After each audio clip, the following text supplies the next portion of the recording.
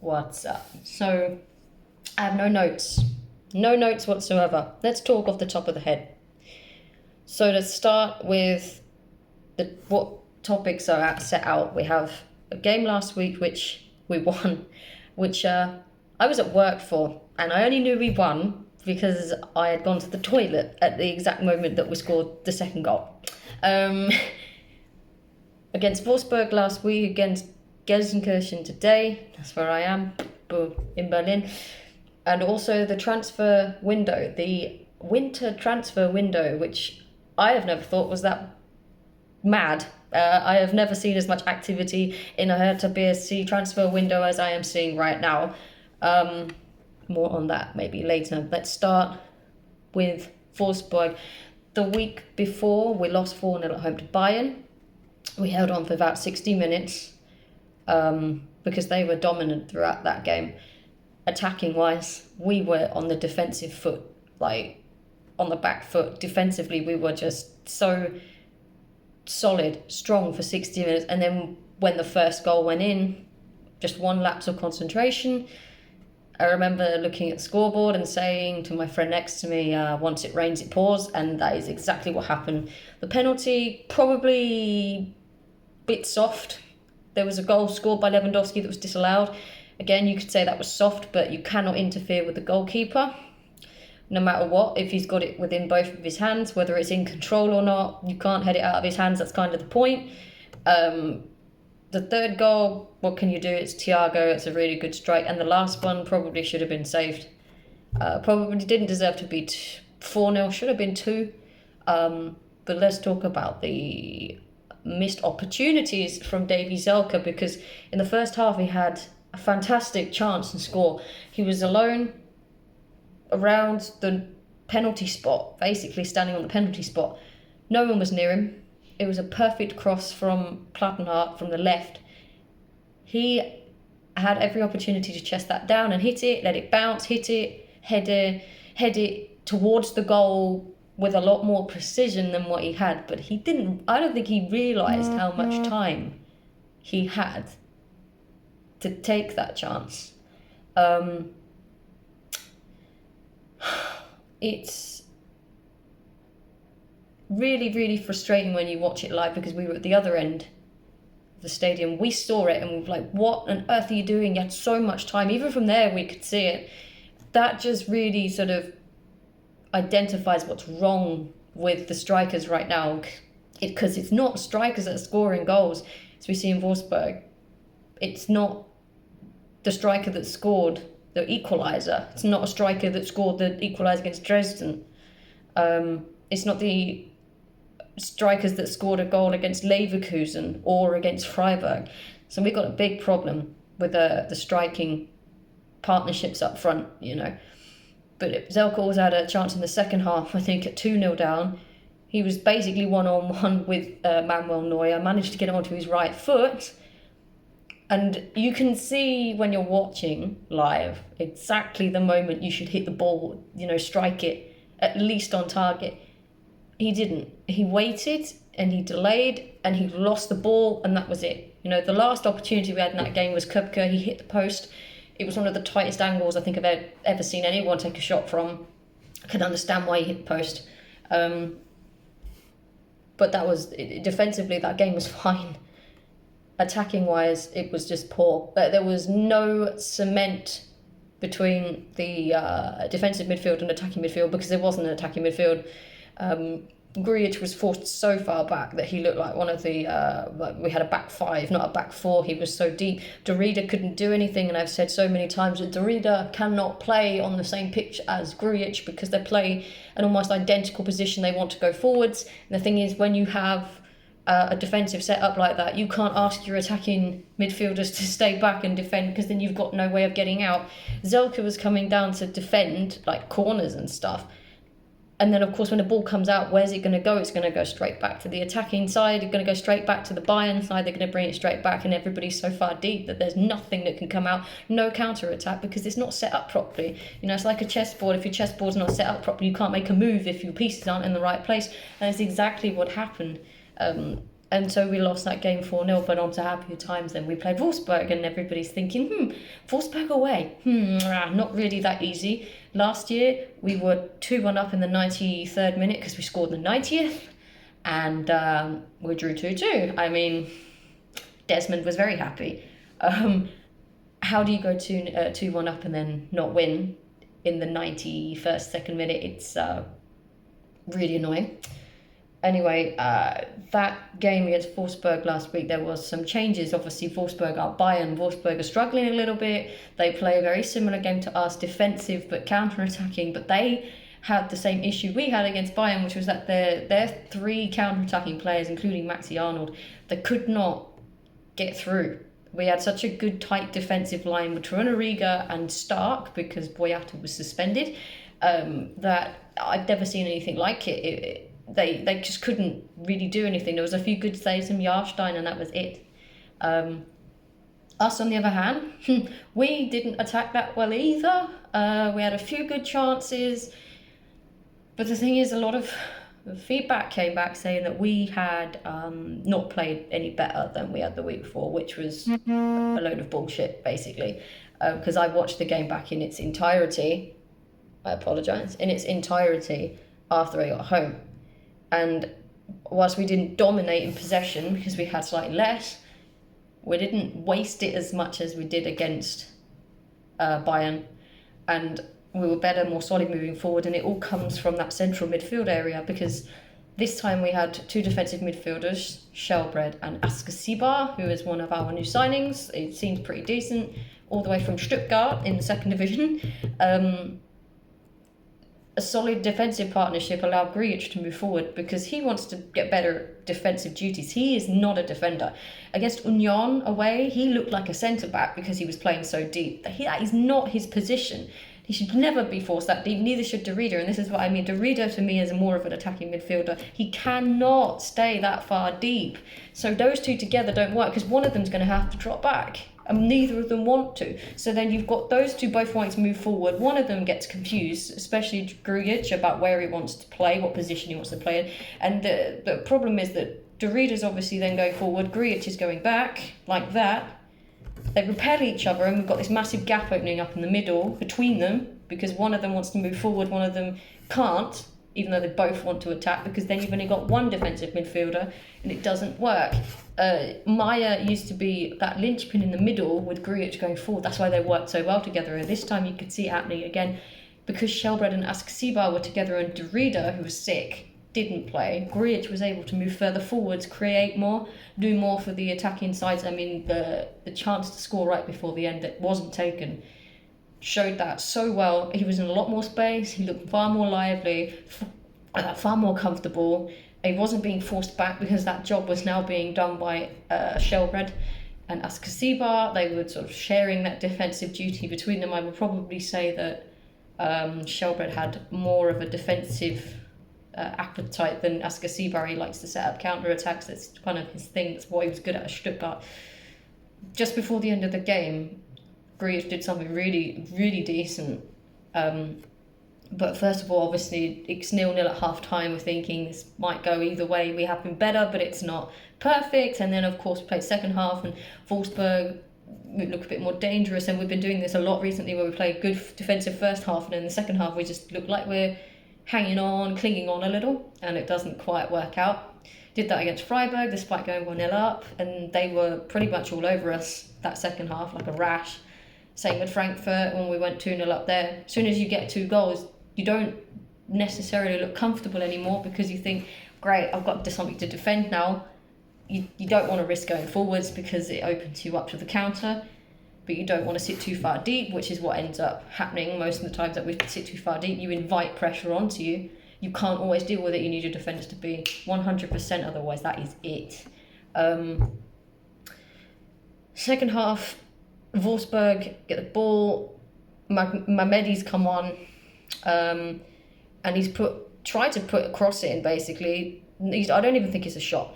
It's gone straight past Weghorst, who is offside, and gone into the bottom corner. Now, Jahrstein made a point after the game saying, Weghorst is quite clearly offside if you look at the VAR.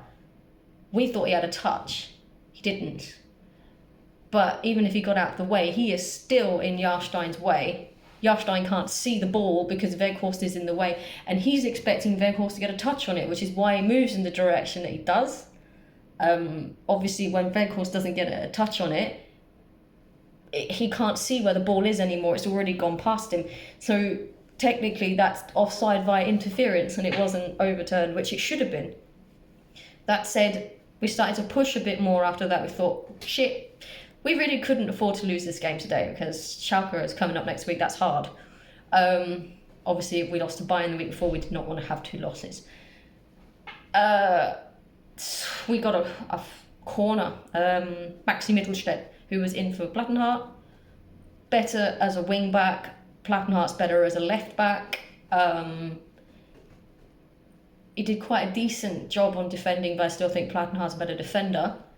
That said, if you want to have more of an attacking vibe, you need Mittelstädt in there because he's so quick. He delivered a perfect corner, and Jordan Torunariga, who was only in the side because Boyata wasn't, because it was either going to be Stark and Rekic. I think Rekic's still slightly injured.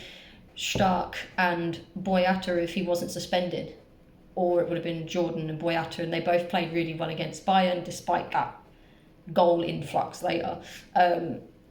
Jordan's coming in for the corner, and he is an amazingly tall guy, very strong, and I've never seen a header quite so quick. He just comes up, jumps like a freaking dolphin, boom, header straight into the corner. There's nothing keeper can do about that. It's too strong, and of course that's the equalising goal, which was deserved because Wolfsburg didn't really do anything other than that sort of offside goal they scored. Then Wolfsburg started to press again. We would have been happy with the draw, but then right at the end of the game there was a really good piece of play from Grujic, who had, like I said, moved into that attacking role, slightly more attacking role, where he's more comfortable with a defensive midfielder there to feed him. It used to be Arne Meyer. If he comes back, it will be Meyer again. And he has the ball with a lot of space. Now, you can see he's got 2 options. He can try and feed it through to Luka Bacchio, who is being really heavily guarded by the Wolfsburg defence, straight down the middle, or he can give it left, because Alexander Eswein had come on and replaced Javairo Dilrosun, who had a really poor game. Like, I've seen some sort of bad performances from him, but not that bad. I've never seen him play as bad as he did against Wolfsburg. So many misplaced passes, couldn't get any run-ins. He was just really out of sync. So they brought on Eswein, who could sort of play on the left / come in as a forward, have 2 at the front. But Eswein has obviously got it on the left. He's put the pass in at the exact right moment because now Dodi Luka Bacchio has broken free of his 2 defenders. And Luka Bacchio's hit it, and he's hit it straight at Koen Casteels. Casteels makes a great save. He's made himself big. He's just basically got in the way of it, and it's gone out for a corner. And you're thinking, oh my God, how can you miss an opportunity like that? To look at it, it happened so quick. And Casteels, he just basically did what any goalie would do, and he stopped it. And then you're thinking, probably not. This is not going to be our day. And then, of course, the very end happens. So the ball sort of comes across, gets cleared, comes back out. I think Grujic had it, or Shelbrad had it, gives it to Klunter. Klunter puts it in, he sort of, I don't know how to describe it, he sort of lofts it into the penalty area. Someone gets a head on it, whether it's Grujic, I don't know, I actually can't remember. I need to have a look at it. It's gone up, someone's headed it up. It's gone up into the air, and Luka Bacchio is onside. Whoever's on the far right has played him on, and it's looped up again, and he's thought, I mean, it's quite clear that his thoughts is, I can see the keeper out the corner of my eye, he's off his line. If I don't head this over his head, I'm not going to get another chance at it. What he's done is he's headed it with the back of his head, looped it over the goalkeeper, and it's gone into the corner. Boom. What an ending to the game. Unbelievable. Probably at the end of it, a draw would have been deserved, but there was a lot of effort. People didn't give up. That's what mattered. It was a fantastic end to the game. It was probably deserved. I think Klinsmann got things right with some of the subs. I probably wouldn't have put. Well, Esvine actually coming on helped because it gave us a chance with the Luka Bacchio chance that he missed. I would stop substituting Kupka on and put Ibisevic on if you're going to take one of the strikers off. Speaking of strikers, we have just signed 4 new players in this window, starting with Santiago Escasiba from Stuttgart. Now, lower division club, however, Stuttgart, decent side in Bundesliga 2, and he's probably one of their best players, if not their best player in that league. He didn't really deserve to be relegated with them last year. They got relegated by the playoff, if anyone remembers, because of Union Berlin, who never beat Stuttgart in those 2 legs, by the way. Stuttgart did not lose the playoff. They only lost on away goals, so they never actually had a goal deficit. So you can say Union got a bit lucky to go up. He's done well. He's played against Bayern. He's played against Wolfsburg. He played quite well. He didn't play brilliantly, but he was kind of at fault for Thiago's goal against Bayern. He wasn't concentrating, but it happens. He's still, quite new. That said, we have also just announced the signing of Lucas Toussaint from Lyon. He won't be coming until the summer. So we've loaned him back to Lyon until the summer to allow them to find a replacement. Defensive midfielder, might be able to be pushed up a little bit. Reminds people of Grujic. I think Michel Preetz suggested that he would be a replacement for Marco Grujic. Grujic, I think, will want to try his luck at Liverpool. Whether he's good enough, honestly, I don't think so. At the moment, this moment in time, I don't think he's good enough for Liverpool at all. There are so many high caliber players at that club, and he this season has been hot and cold and hit and miss for the whole season. So I don't see him as being someone that will be challenging for a place, probably even for a place on the bench. He might get loaned back out. I would love it if he stayed because I really like him. But if Toussaint is coming in, then there's no chance because Meyer won't be allowed to leave. He put in, not a request, but had a word with the media, said Arne Meyer said he wanted to leave the club because he won't get in. But what he doesn't understand is that Grujic will probably leave. Shelbred, probably 99% will leave in the winter, in the summer as well. Ascasiba is not going to be a threat to him because Toussaint is going to play instead of Grujic.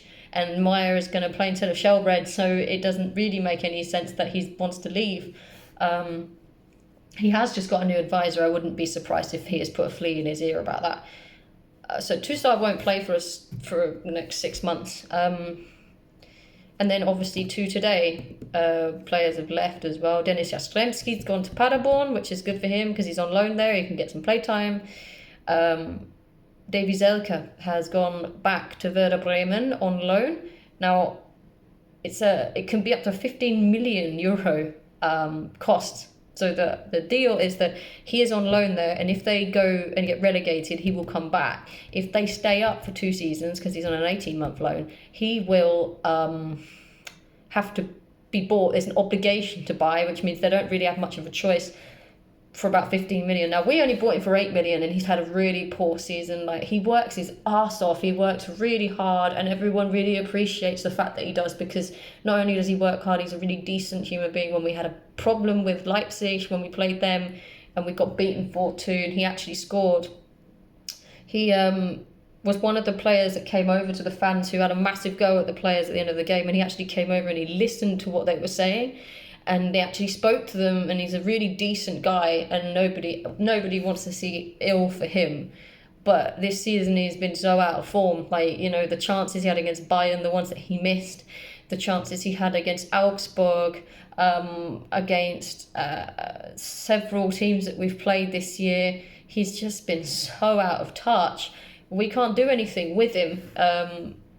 He can work as hard as he likes, but unless he produces goals, it's not helpful. But for Bremen, it's probably a worse deal because they don't get a profit. We get a profit on him if they buy him, but their problems are all over the pitch, not particularly up front. That it's with the defence in the midfield. Zelka is a goal scorer. He needs assistants to score goals. They're not going to come out of nowhere. We already tried that. We had the same issues as Bremen this season with the midfield and the defence being really shaky or void of creative ideas. If they don't have ideas for him, he's not going to score goals. And even if he did, would it be enough to keep them up if they can't keep them out? I don't know. I don't think so. I don't want to see them go down because I like Bremen and I like Zelka, but we need to stop getting attached to players, and they leave. If they don't do well, they have to go, and his time is finished, probably finished here. Same with Edward Löwen, because Edward Löwen had number 7 and his number's just been given up to our new striker, who's probably going to replace Davy Zelka, Krzysztof Piątek from AC Milan, and he was linked with Chelsea, with Tottenham, with loads of Premier League clubs, other clubs. There was a lot thought of him. People are saying, oh, but he is out of form as well. What's the difference him about Zelka? Well, last season Zelka was out of form as well. Piątek wasn't. Piątek was scoring goals at AC Milan last season, had a good season, was scoring for goals quite a lot for Genoa before that. And he seems like a player that we really need. A lot of clubs were after him. There's a suggestion in there that if he's good enough to gain the attention of Tottenham and Chelsea, then we are extremely lucky to have bought him. 27 million, I think, is the price. But now he's going to have to prove himself, because if we set him up well, he's going to score goals. If we don't, then he's as useless as Zelka would have been. At the moment, I'm not quite sure why Ibisevic is not getting a chance to play over Kupka, because Ibisevic has the experience, both as a captain and a player. When it comes to Piątek, I think it was one of the most exciting signings that we've probably had in a very long time, because there was so much thought of him, because there was a lot of admiration for him, because there was a lot of talk about him going to bigger clubs than us. Yes, we're bigger clubs, and we've got exactly the same problem as what happened when we were linked with Xhaka, because the Arsenal fans started to call us, oh, little shitty Hertha, why would you go there? It's the same thing with Spurs fans now, and Chelsea fans, why would he go there? They're so shit. Too late. Sorry, mate. He's come to us. Deal with it. Fuck off. And then we've got this new player, Matheus Cunha. Trying to remember his name. Brazilian player, plays at Leipzig, can play in attacking midfield and on the wing, better as a striker up front. Scored against us when we played Leipzig. Scored a fantastic goal against us when we played against Leipzig.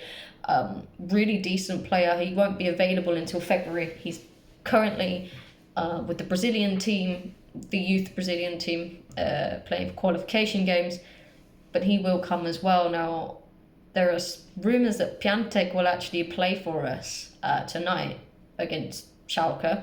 Whether he does, I don't know. Cunha can't, he's not here, and Toussaint is obviously not here until summer. But when you look at the potential setup for 2020-2021 season, if we survive, which, knowing us, we probably end up going down because we bought all these players, it's just really, really crazy, because we've got Klinsmann until summer now. No one knows if he's going to stay. I would assume he's not. I would assume we have tried to tap up Kovac already. If Kovac comes, I can see it working. Maybe we've got a very similar sort of squad depth to Frankfurt, the way that they play. We've got the similar type of players. I don't think it's something that anyone can discuss until it happens. I do miss Paul Dardai in some ways, but I don't think he could handle a squad like this. We do need a few maybe defensive players to come in. We're trying our hardest not to let go of our stars that are from the youth setup. But of these new signings, I think Cunha and Piątek are the two sort of players that we needed to bring in, a finisher and someone with a bit of creativity. That's what's been void a lot this season. Because we started off with Čović, we started scoring goals. At the same time we were scoring a lot of goals, we were really leaking them as well. When we brought Klinsmann in, we went in the opposite direction, stopped conceding goals, but stopped scoring them as well. So it's like basically fixing something that's broken. You start one piece at a time, but by fixing one part that's broken, you end up breaking another part. So it's like someone drilling your tooth, putting a filling in. You put the filling in, and then you break another part of the tooth because you drilled it wrong. So it's the same sort of thing. We've had this attack, it's great, we've got a shitty defence, turned it round, screwed around with the defence, and broken off the attack. So it's been a really weird season. It's good that we're making use of this money, but whether or not it shows for anything in the end of the season, who knows? Who knows?